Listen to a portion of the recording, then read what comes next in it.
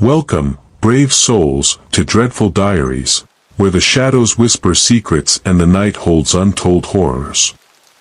If you crave the thrill of the unknown, make sure to subscribe and join our community of fellow horror enthusiasts. Now, dim the lights, grab a blanket, and let's dive into our first tale of terror. It was a typical Monday morning at Crestwood High, but the atmosphere felt heavier than usual. Students whispered in hushed tones about the recent disappearance of Jamie, a quiet sophomore who had always kept to herself. No one knew where she had gone, and the school was abuzz with rumors. Some said she had run away, while others believed something more sinister had happened.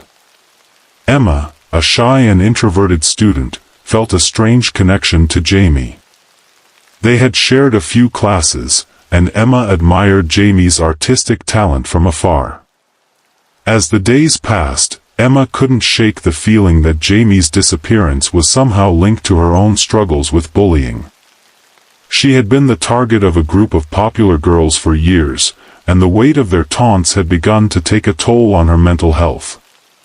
One evening, while studying in her room, Emma heard a faint whisper.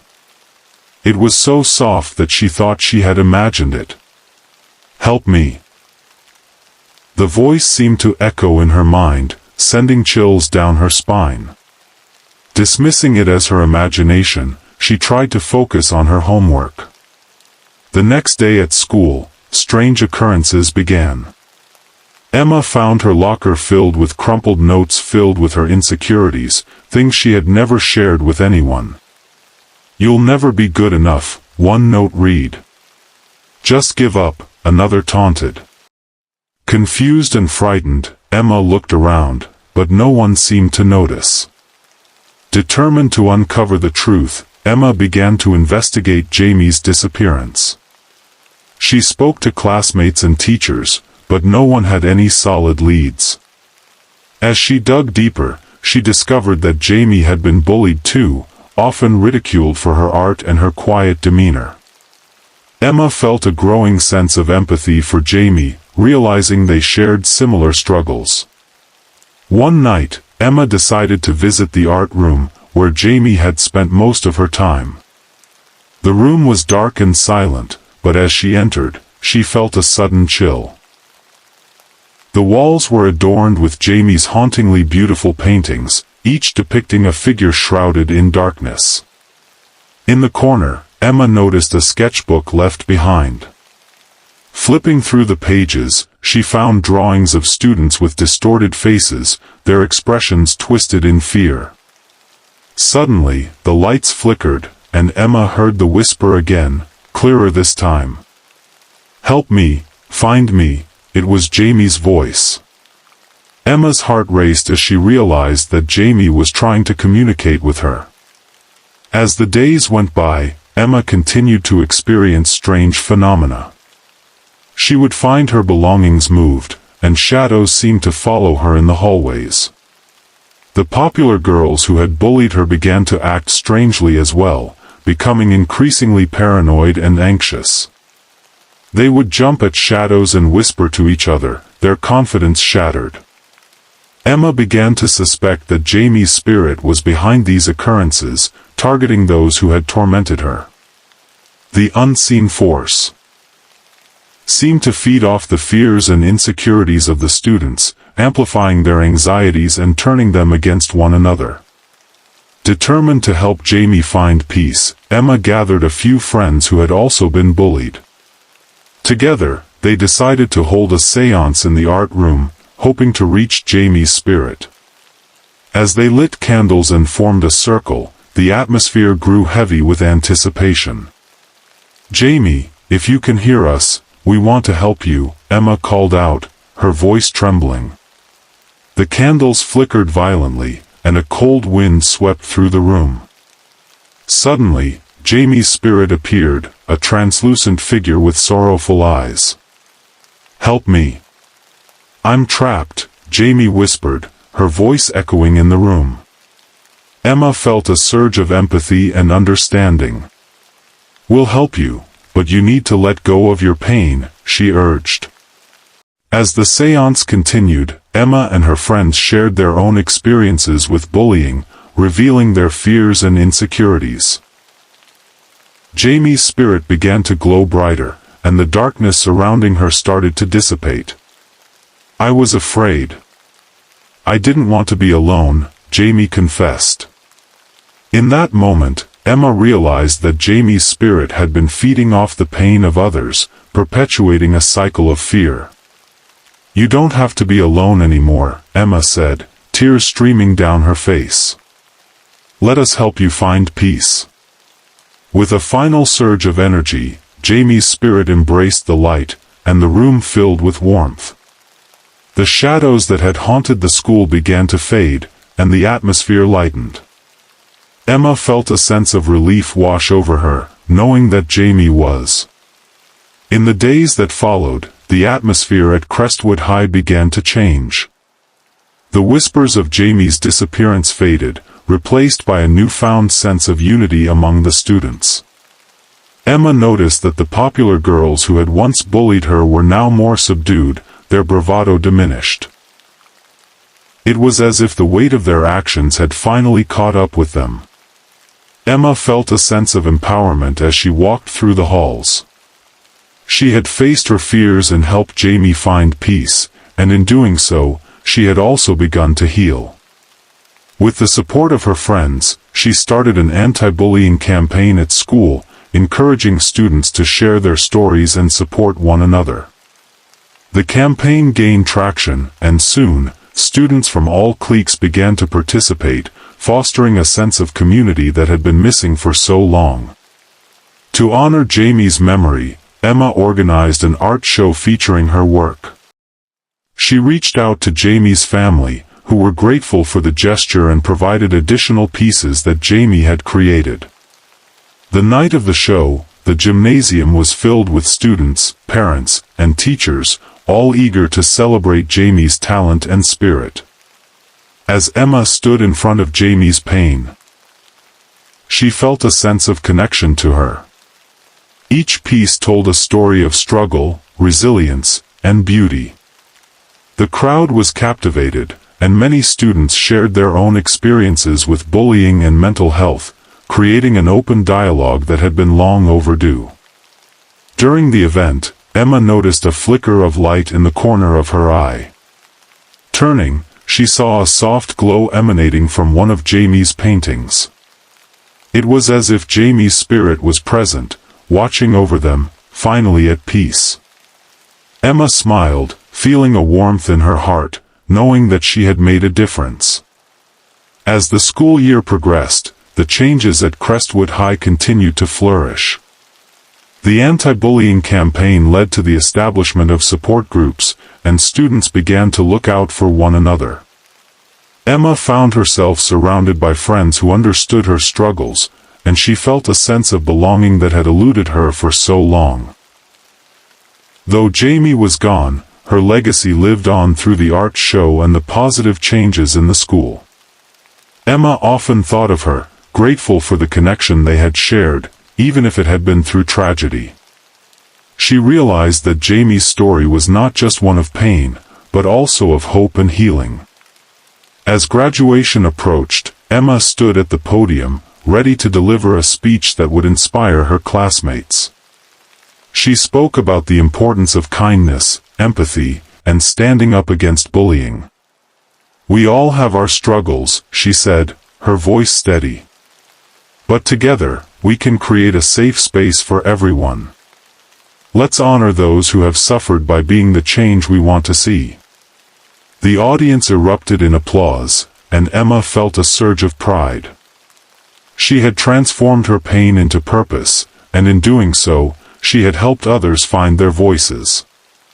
As she looked out at her classmates, she felt Jamie's presence beside her, a gentle reminder that they were never truly alone. In the end, Emma learned that while the scars of bullying may never fully fade, they could be transformed into something beautiful. With courage and compassion, she had turned a haunting experience into a powerful movement, ensuring that Jamie's spirit would live on in the hearts of those who chose kindness over cruelty. And as the final bell rang, signaling the end of their high school journey, Emma knew that the future was bright, filled with hope and the promise of new beginnings. It was the beginning of a new school year at Blackwood High, a place known for its academic excellence and rich history. However, beneath the polished surface lay whispers of a secret society that had existed for decades. Rumors circulated among students about a group that claimed to protect the school from a dark force that haunted its halls. Lily, a curious and ambitious sophomore, had always been intrigued by the stories. One day, while rummaging through her locker, she found a folded note tucked inside. It read, "Join us in the library after school. We can help you." The note was unsigned, but the allure of the secret society was too tempting to resist. After school, Lily made her way to the library, her heart racing with anticipation. She entered the dimly lit room, where a group of students sat around a table, their faces obscured by shadows. They introduced themselves as members of the Guardians of Blackwood, a society dedicated to protecting students from the dark force that had plagued the school for generations.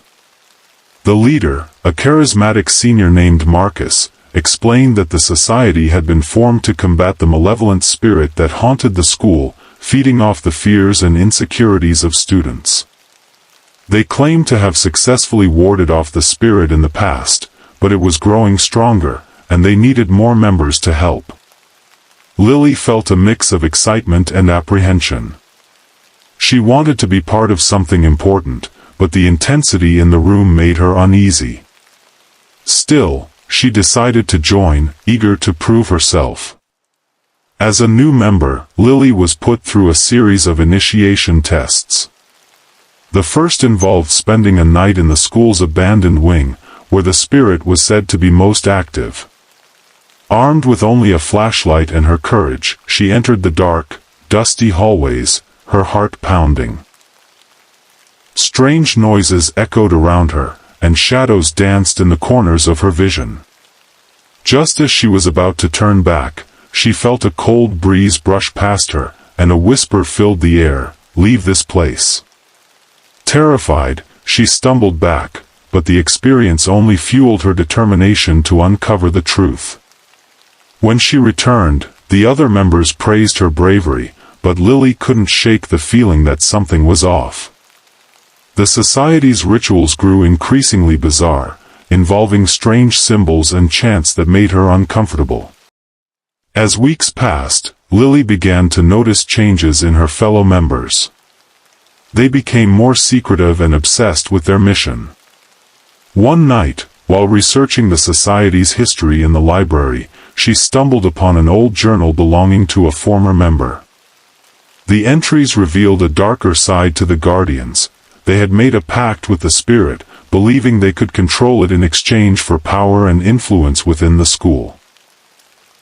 Horrified, Lily realized that the society was not protecting students but rather manipulating them to serve their own agenda. The dark force they claimed to fight was being fed by their fear and desperation. She knew she had to escape before she became entangled in their sinister plans. Determined to expose the truth, Lily confided in her friend Jake, a skeptical but loyal classmate. Together, they devised a plan to gather evidence and warn the other students. They decided to confront Marcus and the other members during the next meeting, hoping to reveal the society's true nature. As the meeting approached, Lily felt a growing sense of dread. She knew that the Guardians would not take kindly to betrayal. That night, she and Jake arrived at the library, armed with a camera and a voice recorder, ready to document the truth. The meeting began, and Marcus spoke passionately about their mission. As he riled up the members, Lily stood up, her heart racing. "This isn't about protecting anyone. You're feeding the spirit with your fear," she shouted, her voice echoing in the room. Gasps filled the air as the members turned to her, their expressions a mix of shock and anger.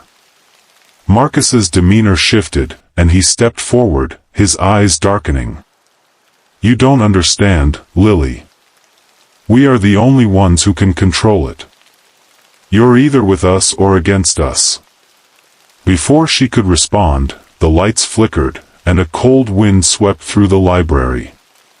The spirit, awakened by the confrontation, manifested in the shadows, its presence palpable. Panic erupted among the members as they realized they had lost control. In the chaos, Lily and Jake made a break for the exit, but the spirit blocked their path, its dark form swirling menacingly.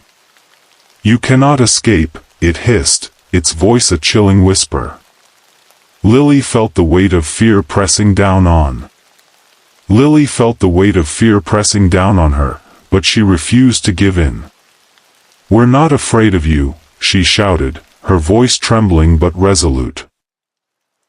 Drawing on her courage, she turned to the other members of the Guardians, who were frozen in terror. "This is what you've created. You've fed it with your fear and your darkness." The spirit seemed to waver, its form flickering as if it were unsure of its power. Lily seized the moment. "We can stop this. We can break the cycle." She turned to Marcus, who was still trying to rally the other members. "You have to let go of your control. You can't keep feeding it." With a sudden burst of determination, Marcus stepped forward, his expression conflicted. "But we need it. It gives us strength," he shouted, but the fear in his voice betrayed his bravado. "Strength? Or weakness?" Lily countered. "You're not protecting anyone. You're just as trapped as the rest of us." As the spirit surged forward, the room filled with a cacophony of whispers, each one echoing the fears and insecurities of the students. Lily felt the darkness closing in, but she refused to back down. "We can fight this together.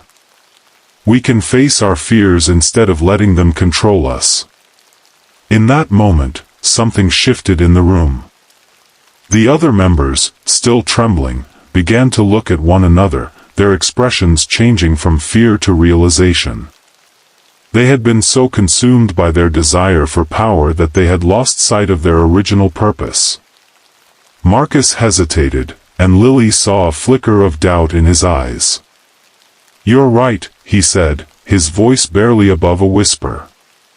"We've let it take over. We need to stop this." With a collective breath, the members of the Guardians began to chant, not in fear, but in solidarity. They spoke words of courage, of hope, and of unity. The spirit, sensing the shift in energy, recoiled, its form becoming less defined. Lily joined in, her voice rising above the chaos. "We are not afraid. We are stronger together." The chant grew louder, and the spirit writhed, its power waning as the students confronted their fears. As the chant reached a crescendo, the spirit let out a deafening wail, a sound filled with rage and despair. The shadows that had once loomed over the school began to dissipate, and the air grew lighter. The members of the Guardians, united in their resolve, felt a surge of strength as they faced the darkness together. With one final shout, Lily and the others declared, "We release you." The spirit shrieked one last time before vanishing into a swirl of mist, leaving behind a sense of calm that enveloped the room.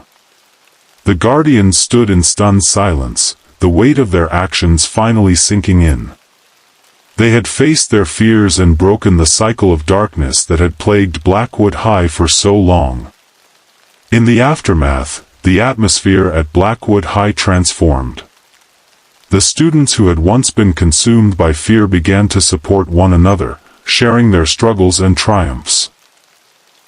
The Guardians of Blackwood reformed, this time as a genuine support group dedicated to helping students confront their fears and build a sense of community. Lily emerged as a leader, guiding her peers in creating a safe space where everyone could share their experiences without judgment. The society's original mission of protection evolved into one of empowerment, fostering resilience and understanding among the students. As the school year progressed, Lily often reflected on the events that had transpired. She had faced the darkness not only within the school but also within herself. The experience had taught her the importance of courage, unity, and the power of confronting one's fears. On the last day of school, as students gathered for the end-of-year assembly, Lily stood before her classmates, ready to share her story. "We all have our struggles," she began, her voice steady. "But together, we can face them. We are stronger than our fears, and we can create a community where everyone feels safe and supported." As graduation approached, excitement filled the halls of Crestview High. Students buzzed with anticipation for the big night, but there was an air of mystery surrounding the ceremony. Rumors circulated about a special event taking place in the gymnasium after the official graduation ceremony, a secret gathering for the graduating class. On the last day of school, Emma, a bright and ambitious senior, received an ornate invitation slipped into her locker. It read, "Join us for a night to remember. The true graduation awaits you in the gym. Don't miss it." Intrigued, Emma shared the invitation with her friends, Jake and Mia, who were equally curious. On graduation night, the gymnasium was transformed into a dazzling spectacle of lights and decorations. The air was thick with excitement as students donned their caps and gowns, ready to celebrate their achievements. After the official ceremony, Emma, Jake, and Mia made their way to the gym for the secret gathering. As they entered, they were greeted by a warm glow and the sound of laughter. The atmosphere felt electric, and the excitement was palpable. However, as the night wore on, Emma noticed something strange. The faces of some students seemed familiar, yet she couldn't place them. They were students who had graduated years ago, their spirits lingering in the shadows. As the clock struck midnight, the lights flickered, and a chill swept through the gym. Suddenly, the music stopped, and the room fell silent. Emma felt a strange sensation wash over her, as if time itself had paused. Confused, she looked around at her friends, who wore expressions of bewilderment. Before they could process what was happening, the clock reset to 11 p.m., and the festivities began anew. The same conversations, the same laughter echoed in the gym, but something felt off. Emma and her friends exchanged glances, realizing they were reliving the same hour. As the night repeated itself for the third time, Emma began to piece together the unsettling truth.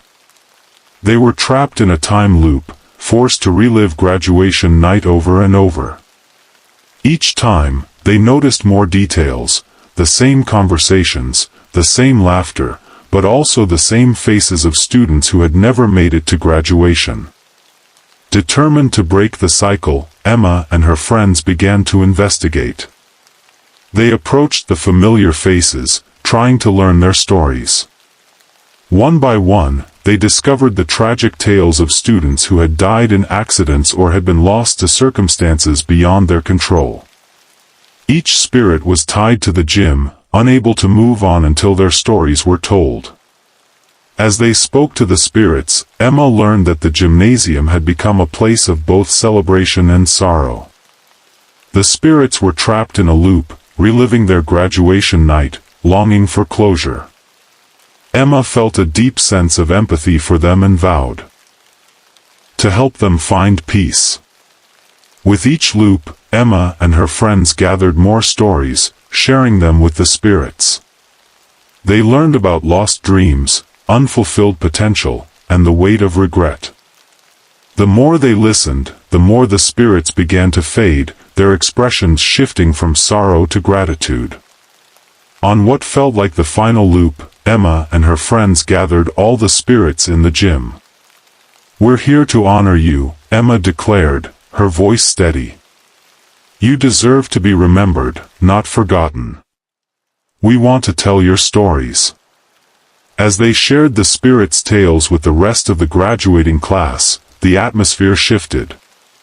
The gym filled with a warm light, and the spirits began to glow, their forms becoming more defined. Emma felt a surge of energy as the spirits responded to the love and remembrance being offered. Suddenly, the clock struck midnight once more, and the gym was enveloped in a brilliant light. The spirits began to rise, their faces filled with peace. "Thank you," they whispered in unison, their voices echoing through the gym. "We can finally move on." As the spirits ascended, the time loop shattered, and the gymnasium erupted in a burst of light. Emma, Jake, and Mia found themselves standing in the gym, the decorations still intact but the atmosphere transformed. The weight of sorrow had lifted, replaced by a sense of joy and closure. The other students, initially confused, began to cheer, unaware of the supernatural events that had just unfolded. Emma and her friends exchanged relieved glances, knowing they had helped the spirits find peace. As the sun rose on graduation day, Emma felt a sense of accomplishment. They had not only graduated but had also honored the memories of those who had been lost. The experience had changed them all, deepening their understanding of life, loss, and the importance of cherishing every moment. As the sun streamed through the gymnasium windows, casting a warm glow over the room, Emma, Jake, and Mia stood together, reflecting on the night's events. "Do you think they really moved on?" Mia asked, her voice filled with hope. "I believe they did," Emma replied, a smile breaking across her face. "We honored them, and they finally got the closure they needed." As the students gathered for the official graduation ceremony, Emma felt a renewed sense of purpose. She had always been passionate about storytelling, and now she understood the power of sharing experiences, both joyful and painful.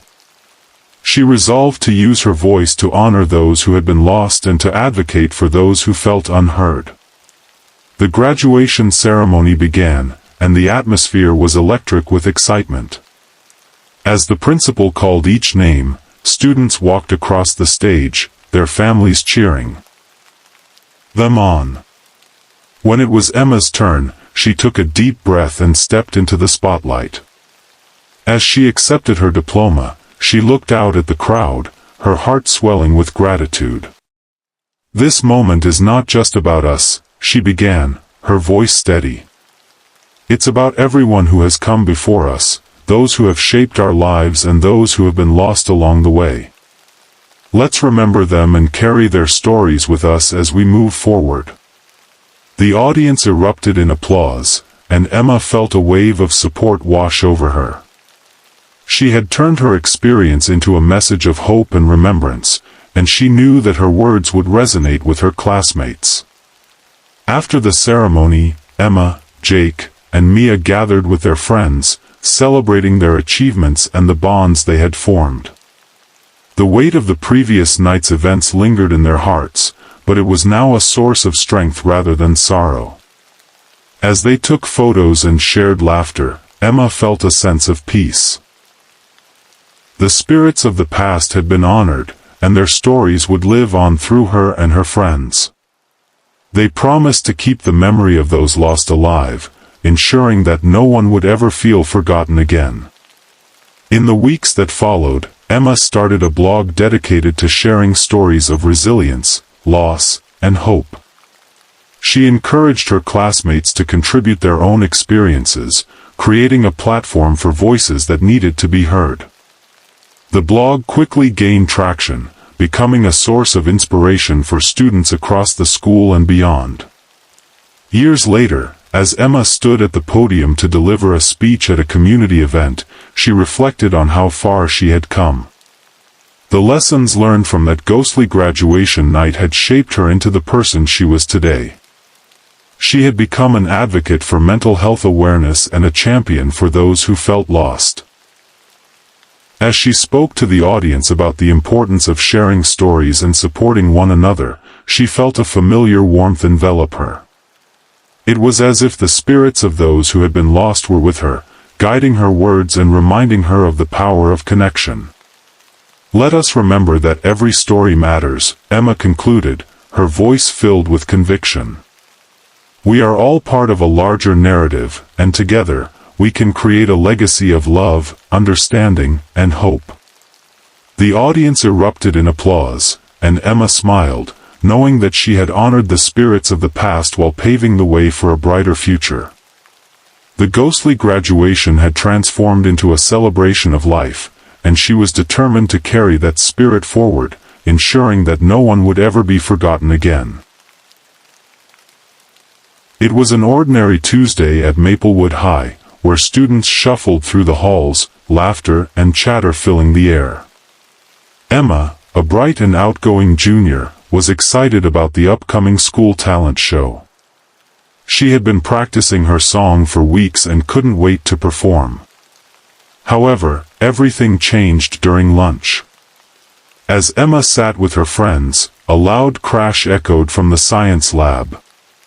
Students rushed to the scene, where a glass container had shattered, releasing a strange, shimmering gas into the air. The teachers quickly evacuated the area, but not before a few students inhaled the mysterious substance. The next morning, the school was eerily quiet. Emma arrived to find her classmates whispering in confusion, but no sound came from their mouths. Panic set in as students realized they could no longer speak. The halls were filled with frantic gestures and wide-eyed expressions, but the silence was deafening. Emma felt a chill run down her spine. She tried to communicate with her friends, but they could only respond with frantic hand signals. The teachers were equally bewildered, unable to restore order. The school had become a silent prison, and an unsettling feeling hung in the air. As the day progressed, the silence deepened.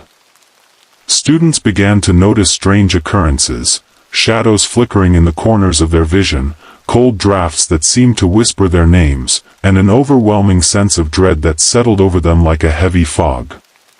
Emma and her friends, Jake and Mia, decided to investigate. They gathered in the library, where they could communicate through written notes. "What do you think is happening?" Mia scribbled. "Is it the gas from the lab?"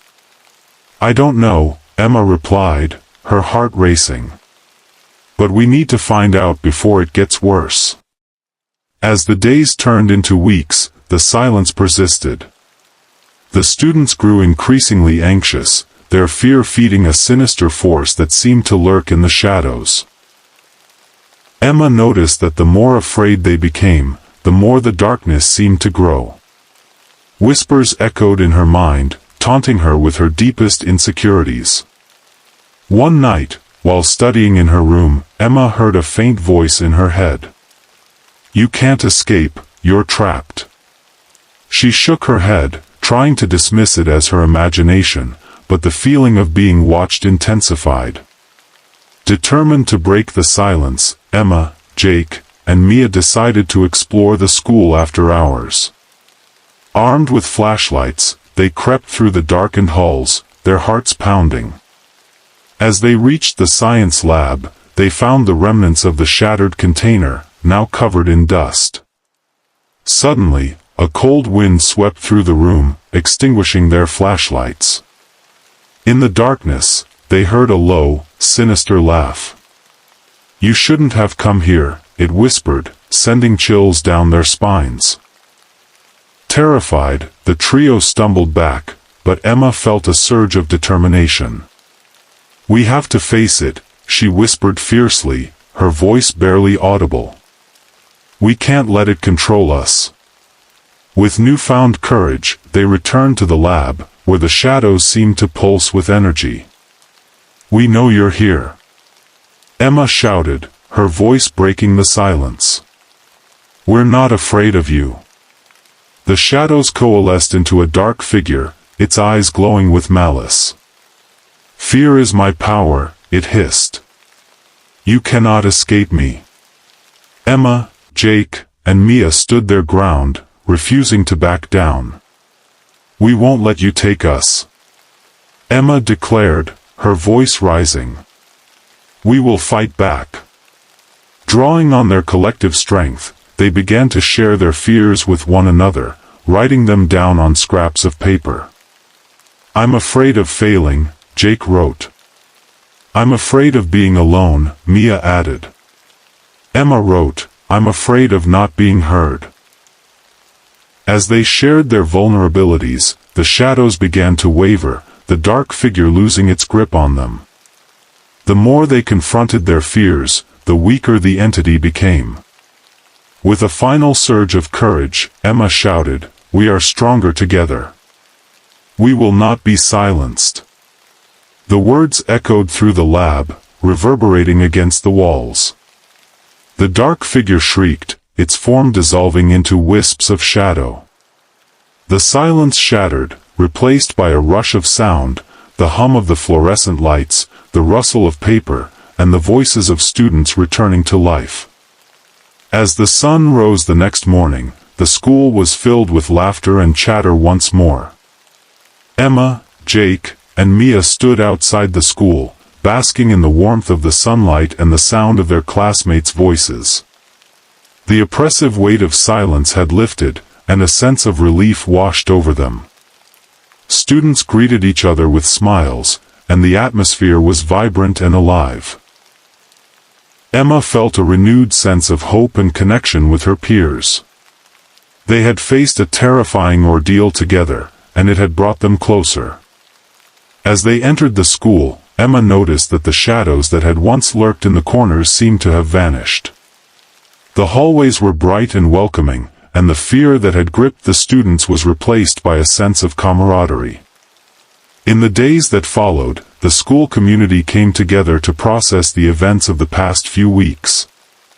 Emma, Jake, and Mia organized a gathering in the auditorium, inviting students to share their experiences and feelings about the silence and the fear they had faced. As students took turns speaking, Emma felt a sense of empowerment. They shared their fears, their struggles, and how the experience had changed them. The atmosphere was filled with understanding and support. And Emma realized that they had all grown stronger through the ordeal. "I think we learned something important," Emma said as she addressed the crowd. "We can't let fear control us. We have to face it together, and we have to support one another. We're not alone in this." The audience erupted in applause, and Emma felt a surge of pride. They had transformed their fear into a source of strength, and the bonds they had formed would last long after the echoes of silence faded.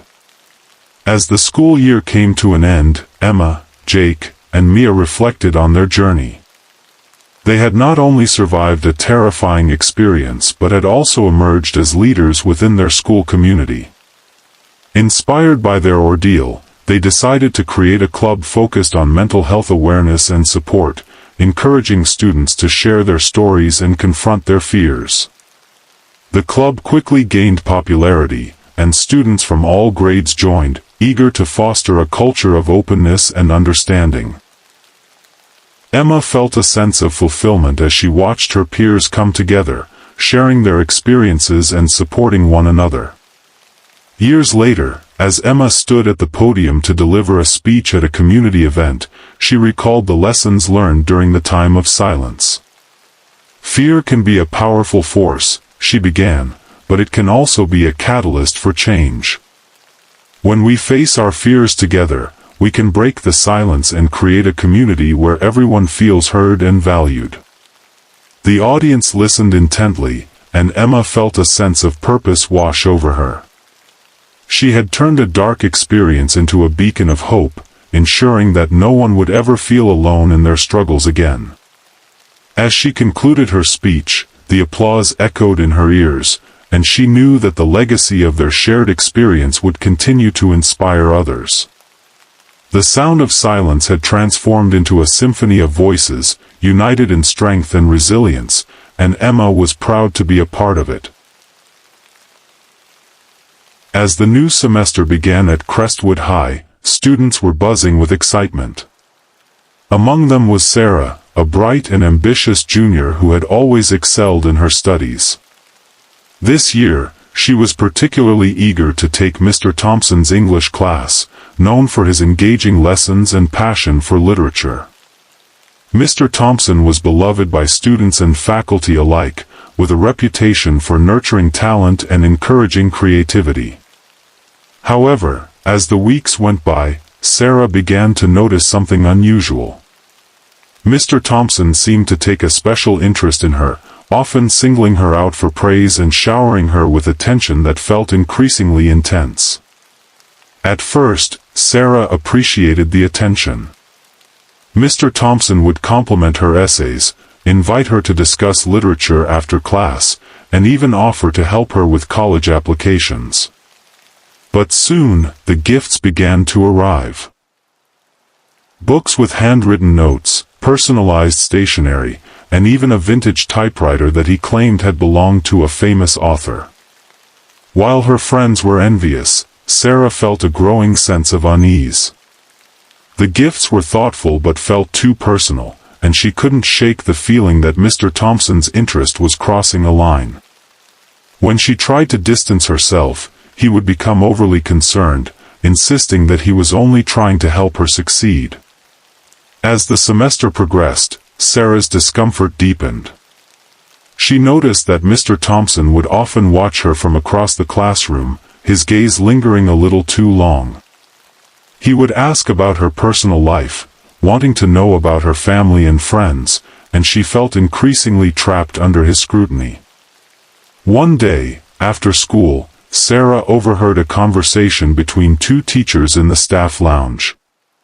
They were discussing Mr. Thompson's past, mentioning a former student who had left the school under mysterious circumstances. Intrigued, Sarah decided to investigate further. That evening, Sarah began her research. She scoured the internet for information about Mr. Thompson, but most of what she found was positive, glowing reviews from former students and accolades for his teaching. However, she stumbled upon a small article buried in a local news archive.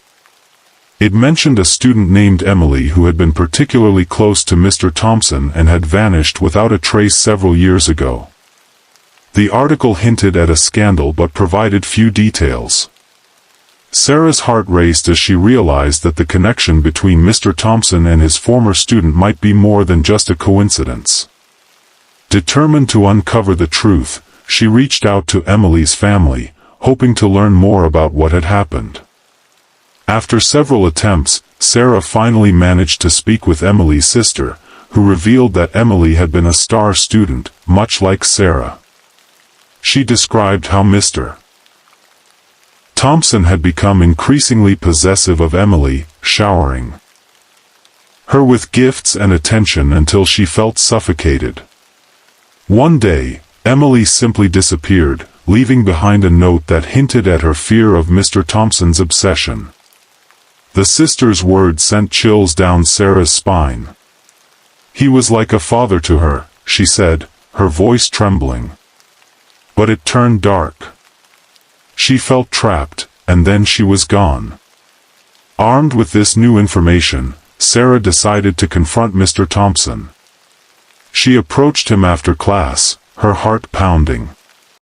"Mr. Thompson, can we talk?" she asked, trying to keep her voice steady. "Of course, Sarah." "What's on your mind?" he replied, his smile warm but his eyes calculating. "I've been thinking about Emily," she said, watching his reaction closely. "I found out about her disappearance." His expression shifted, a flicker of something dark crossing his face. "Emily was a troubled girl," he said, his tone defensive. "She needed guidance, and I was there for her." "But she's gone," Sarah pressed, her voice rising. "You were too close to her. Just like you are with me." Mr. Thompson's demeanor changed, and for a moment, she saw a glimpse of the obsession that lay beneath his charming exterior. "I only want what's best for you, Sarah. You're special to me," he said, his voice low and intense. Feeling threatened, Sarah backed away, her instinct screaming at her to escape. "I need some space," she said, turning to leave. But as she reached the door, Mr. Thompson's voice stopped her. "Don't forget, Sarah. I know your secrets. I can make or break your future," he warned, his tone chilling. Terrified, Sarah fled the classroom, her heart racing. She knew she had to act quickly. She confided in her friends, Jake and Mia, who were horrified by her confession. "We need to go to the principal," Jake urged, his brow furrowed with concern. "This isn't just about you anymore. If he did something to Emily, he could do it again." Mia nodded in agreement. "We can't let him get away with this. We need to protect you and anyone else he might target." But Sarah hesitated. "What if he denies it? What if he turns it around on me? He's well liked, and I'm just a student. No one will believe me." "Then we gather evidence," Jake suggested. "We'll document everything, his gifts, the conversations, everything. We can't let fear stop us." Over the next few days, Sarah, Jake, and Mia worked tirelessly to gather evidence against Mr. Thompson.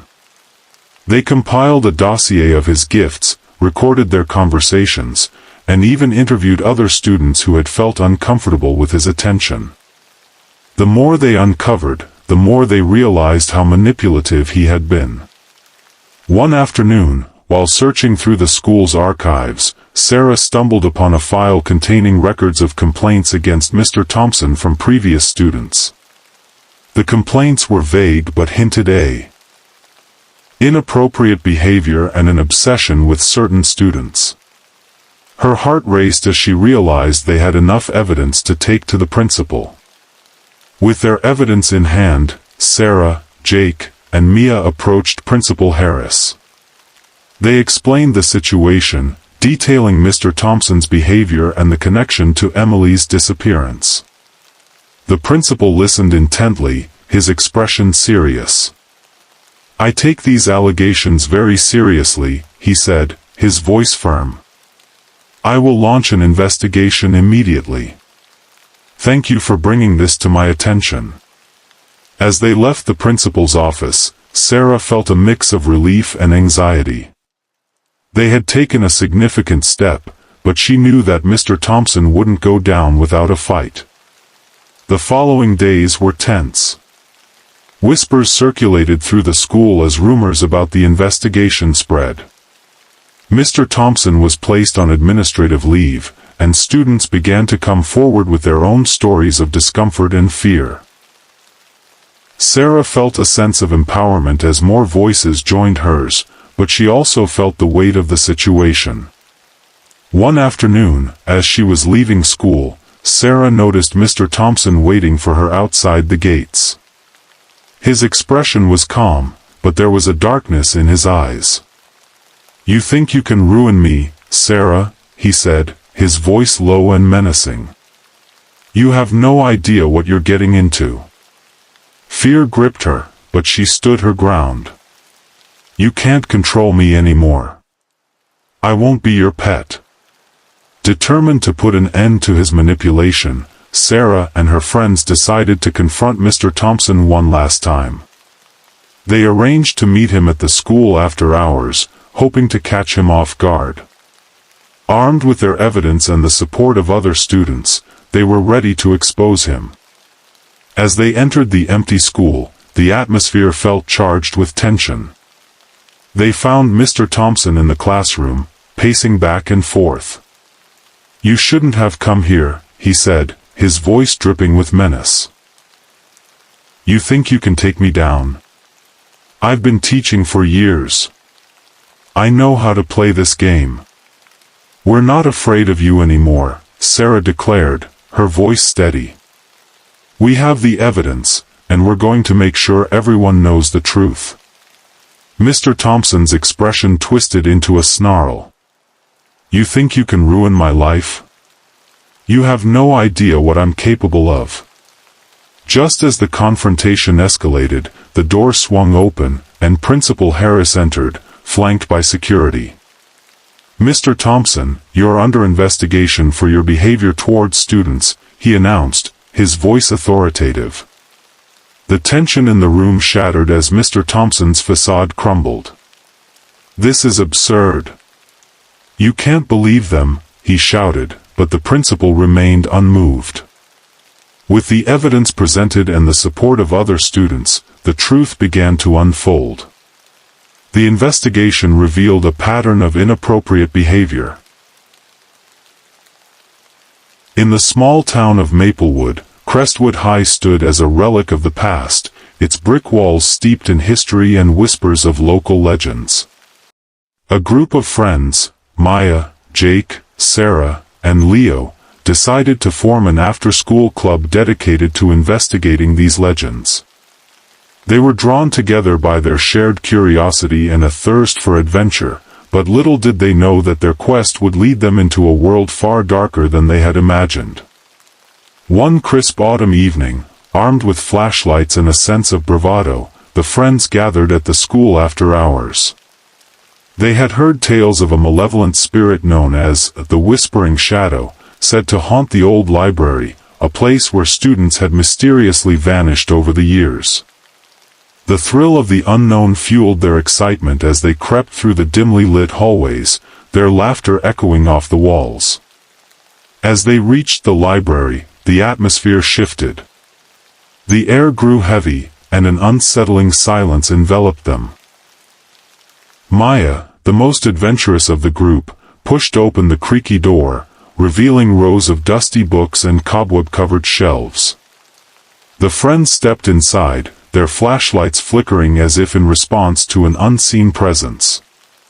"Let's split up and search for clues," Jake suggested, his voice barely above a whisper. Reluctantly, they agreed, each taking a different section of the library. As they explored, they began to uncover old newspaper clippings and forgotten stories about the school's dark past, tales of betrayal, loss, and the tragic fate of a student who had vanished without a trace. Suddenly, a cold breeze swept through the room, extinguishing their flashlights. Panic set in as they fumbled to turn them back on.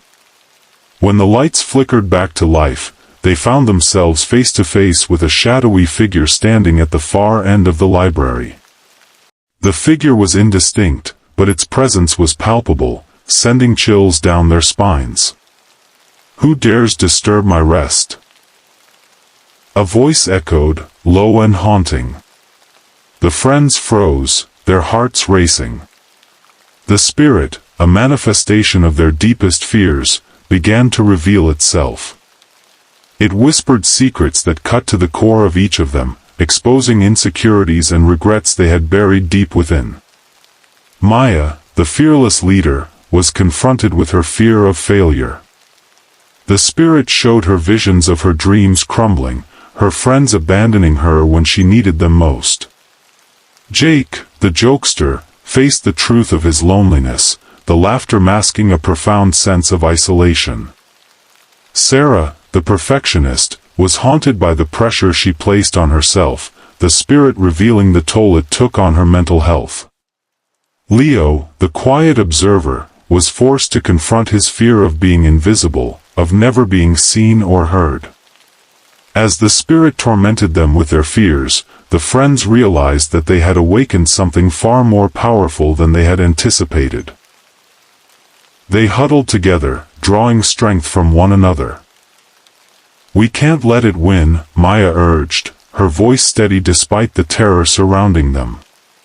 In a moment of clarity, they remembered the stories they had read about the spirit.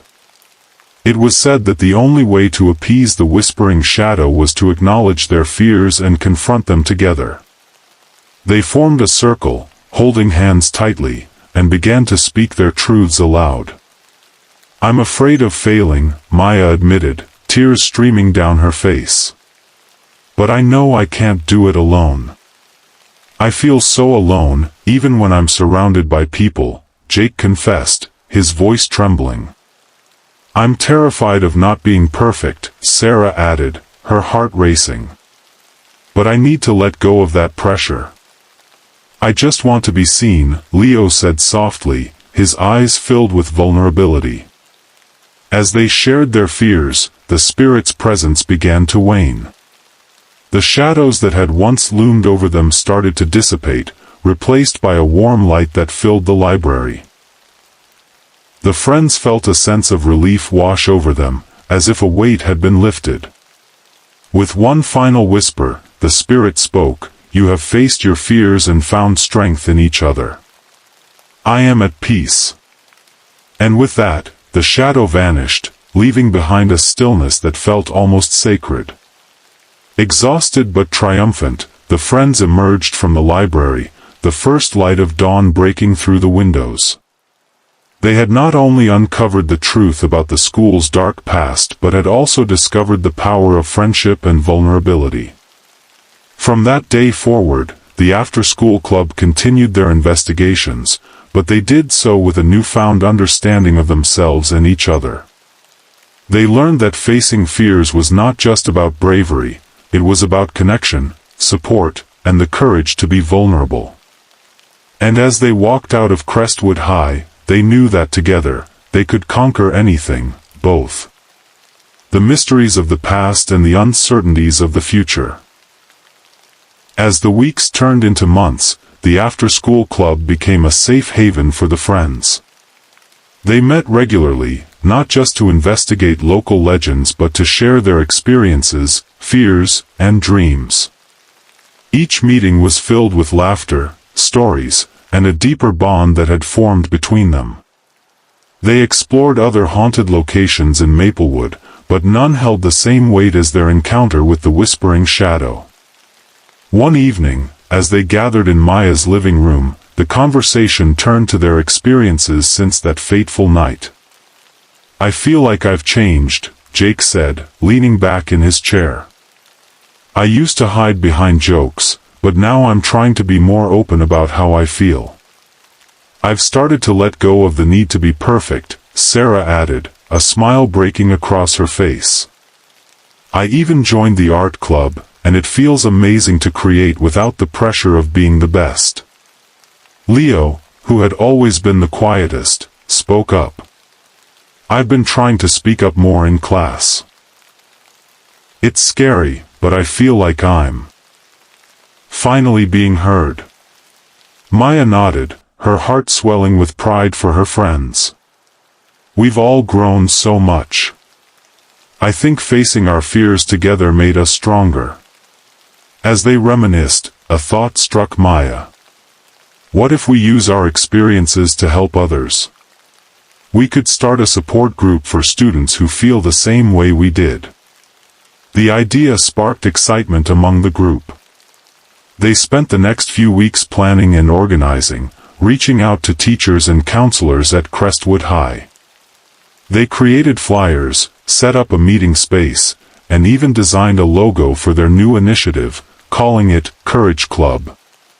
On the day of their first meeting, they were nervous but hopeful.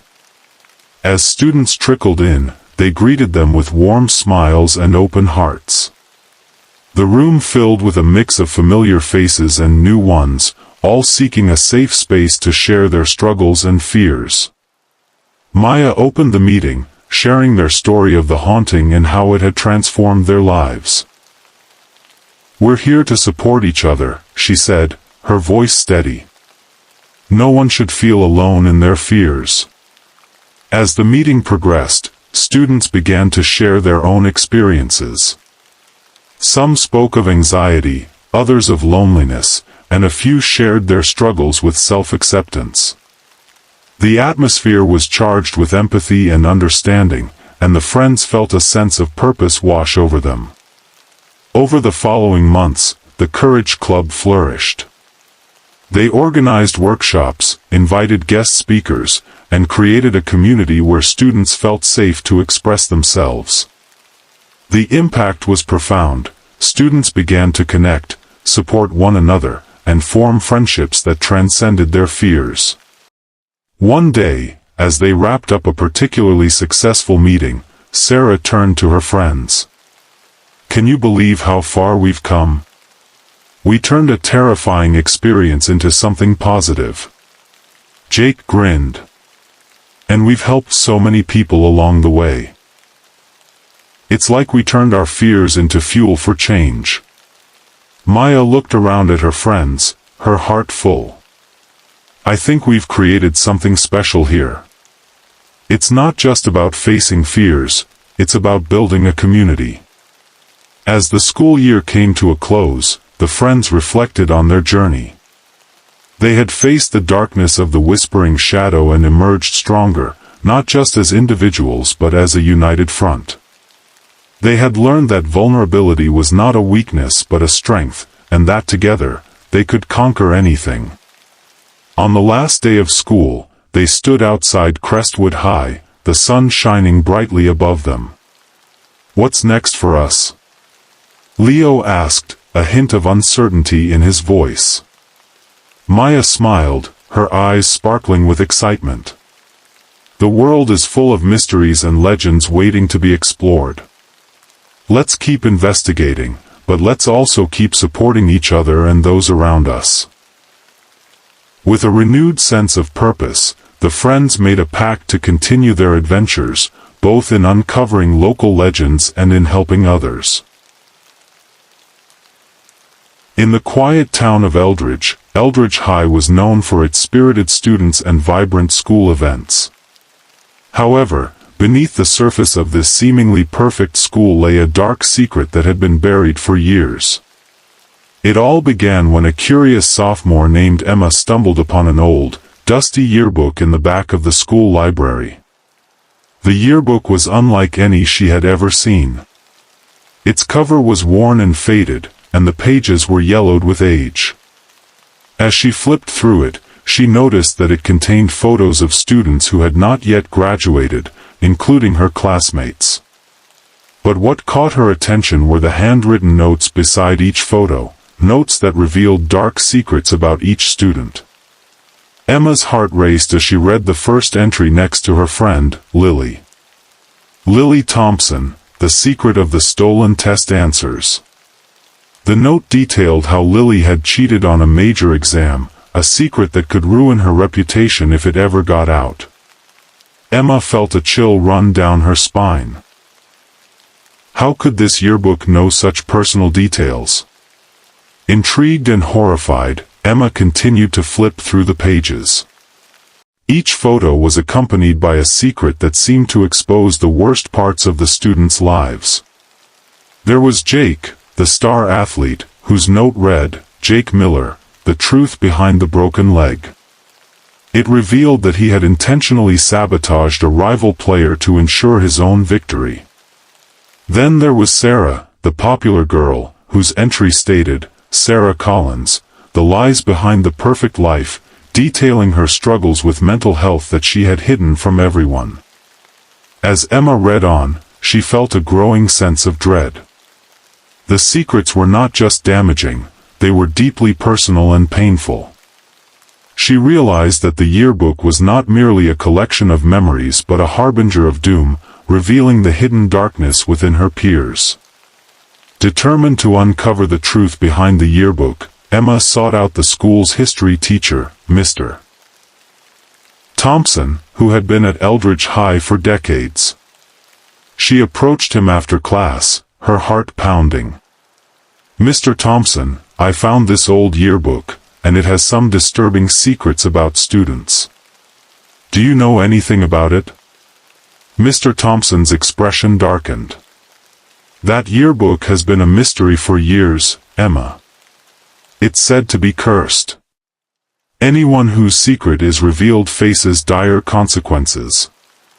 Many believe it's a warning, a way for the school to confront its hidden darkness." Emma's stomach twisted at the thought. "What do you mean by consequences?"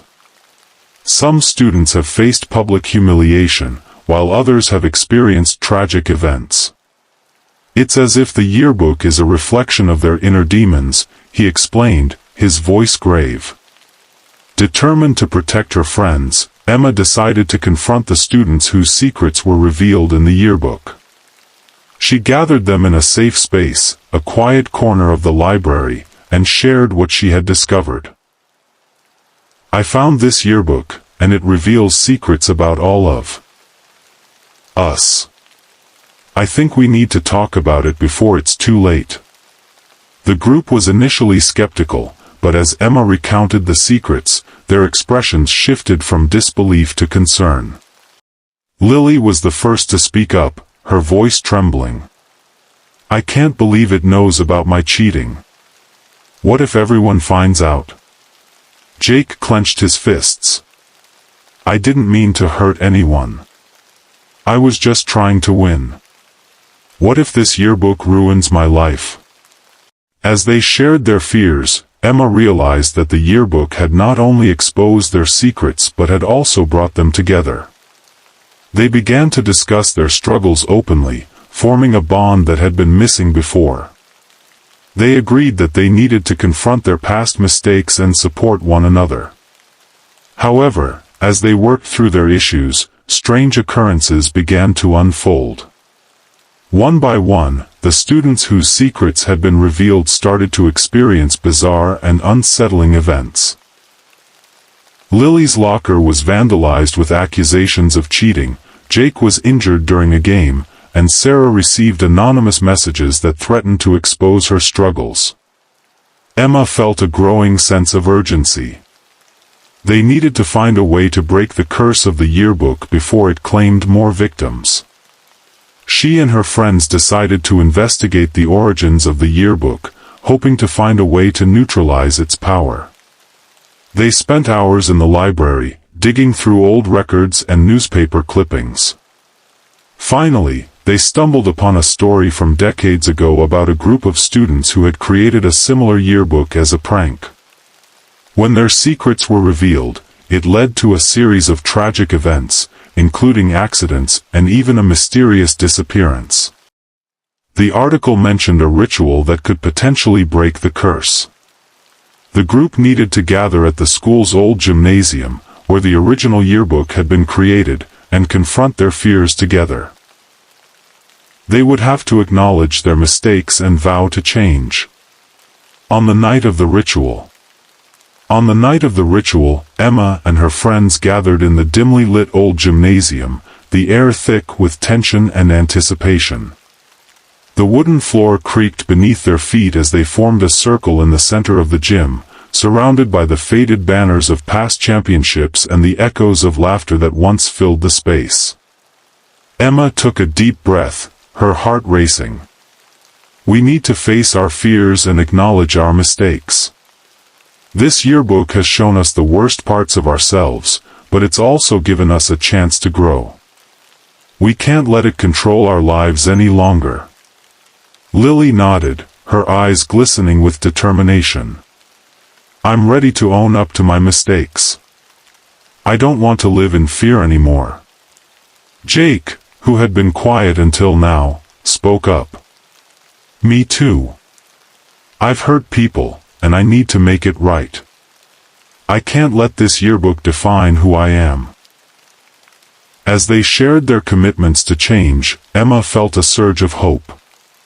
They were no longer just a group of students burdened by secrets, they were friends ready to support one another in their journeys toward redemption. With their intentions set, Emma led them in a chant she had found in the old article. We acknowledge our fears, we embrace our truths, and we release the darkness that binds us. They repeated the words together, their voices growing stronger with each repetition. As they chanted, the atmosphere in the gym began to shift. A cold breeze swept through the room, and the lights flickered ominously.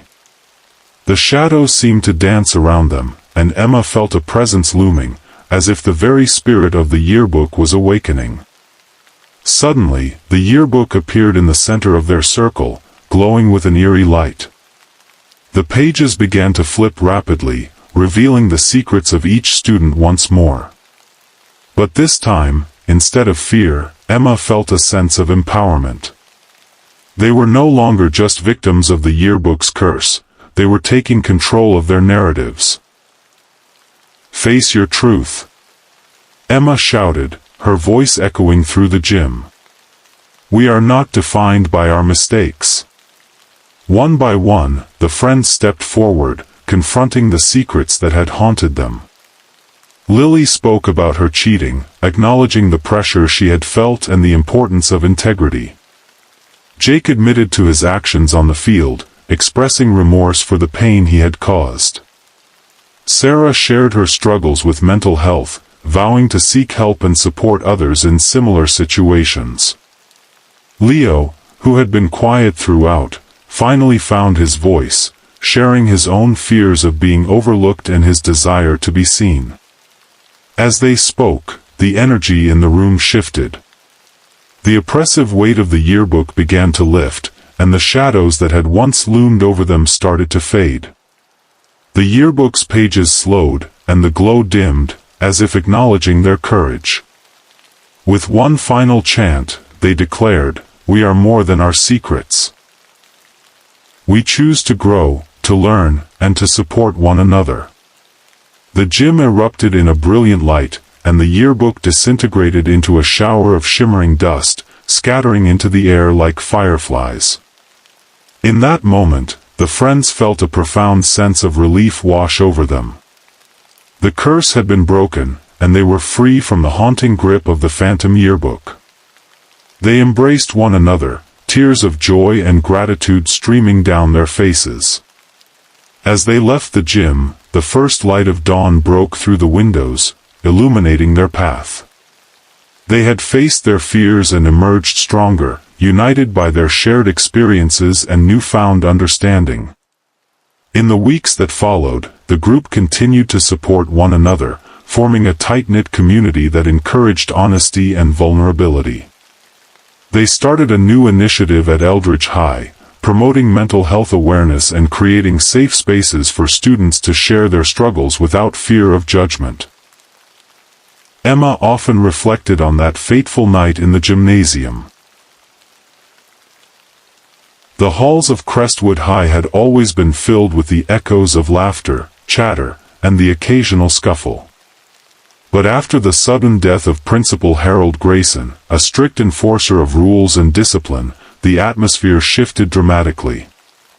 The news of his passing sent shockwaves through the student body, and while some mourned the loss of a man who had dedicated his life to education, others felt a sense of relief.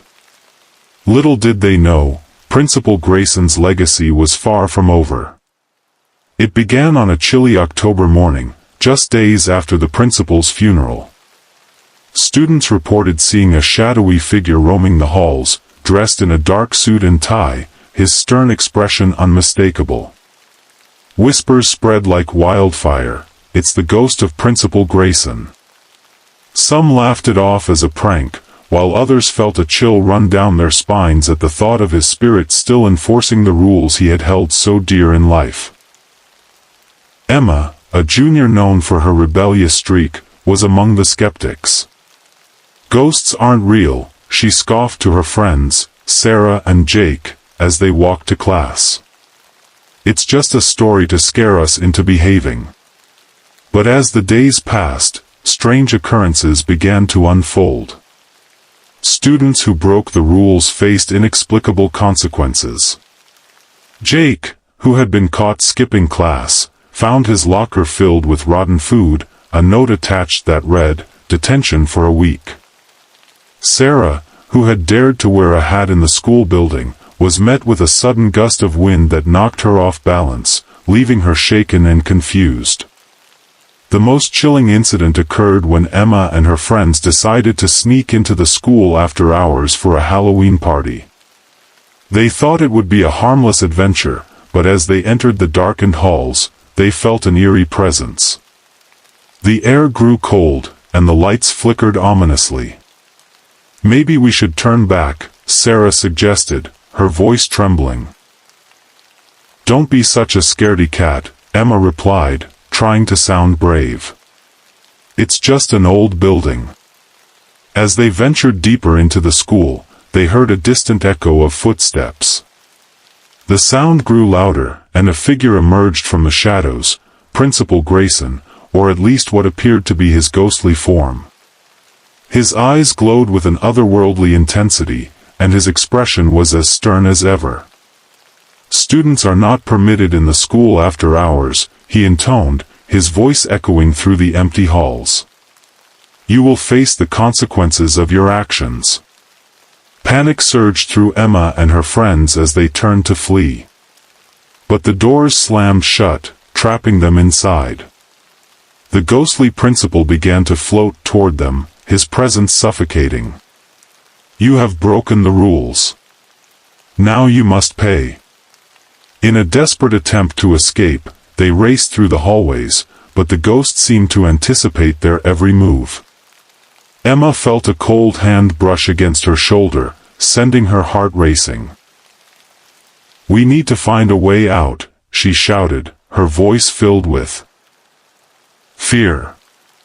As they ran, they stumbled upon a group of students who had also been trapped. They were huddled together, whispering about the ghost's wrath. "He's punishing anyone who breaks the rules," one of them said, wide-eyed. "We need to stick together if we want to survive." Realizing they were not alone, Emma rallied the group. "We can't let him control us. We need to find a way to confront him and break this curse." The students devised a plan. They would gather evidence of the ghost's actions and confront him with the truth, that fear and punishment would not bring him peace. They split into pairs, searching for clues about Principal Grayson's life and the reasons behind his strictness. As they delved into the school's history, they uncovered a tragic story. Principal Grayson had been a dedicated educator, but his obsession with discipline stemmed from a traumatic childhood. He had faced harsh punishments himself, leading him to believe that strict rules were the only way to ensure success. The students realized that his spirit was trapped in a cycle of fear and control, unable to move on. Armed with this knowledge, Emma and her friends returned to the gymnasium, where they had first encountered the ghost. They stood together, united in their resolve. "Principal Grayson," Emma called out, her voice steady. "We understand your pain. But punishing us won't bring you peace. You need to let go of your anger and fear." The ghost appeared before them, his expression shifting from anger to confusion. "You do not understand the importance of discipline," he replied, his voice echoing with sorrow. "We do understand," Sarah interjected. "But there's more to life than rules. You can't control everything. We want to honor your legacy, but we need to do it in a way that encourages growth, not fear." The ghost of Principal Grayson paused, his form flickering as if caught between two worlds. The students could see the conflict in his eyes, a mixture of anger, sadness, and a longing for understanding. "You think you can change what I have built?" he asked, his voice trembling. Emma stepped forward, her heart pounding but her resolve unwavering. "We don't want to change what you built, we want to build upon it. We want to create a school where students feel safe to learn and grow, not one where they live in fear of punishment. You can help us do that." The ghost's expression softened, and for a moment, the sternness faded from his features. "I only wanted what was best for my students," he murmured, his voice barely above a whisper. "But I see now that my methods were flawed." As the students stood together, they began to share their own stories, stories of fear, pressure, and the desire to succeed. They spoke of the importance of compassion, understanding, and the need for a supportive environment. With each story, the ghost's form flickered less violently, and the oppressive atmosphere began to lift. "Let us honor your fear," As they ran, they stumbled upon a group of students who had also been trapped.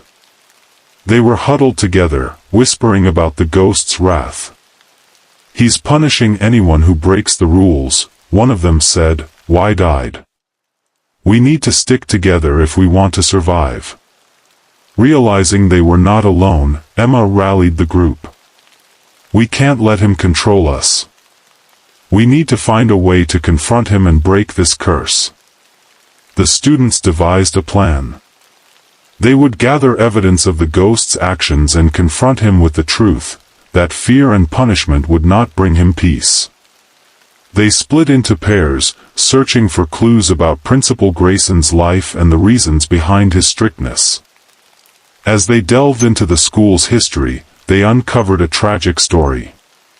Principal Grayson had been a dedicated educator, but his obsession with discipline stemmed from a traumatic childhood. He had faced harsh punishments himself, leading him to believe that strict rules were the only way to ensure success. The students realized that his spirit was trapped in a cycle of fear and control, unable to move on. Armed with this knowledge, Emma and her friends returned to the gymnasium, where they had first encountered the ghost. They stood together, united in their resolve. "Principal Grayson," Emma called out, her voice steady. "We understand your pain. But punishing us won't bring you peace. You need to let go of your anger and fear." The ghost appeared before them, his expression shifting from anger to confusion.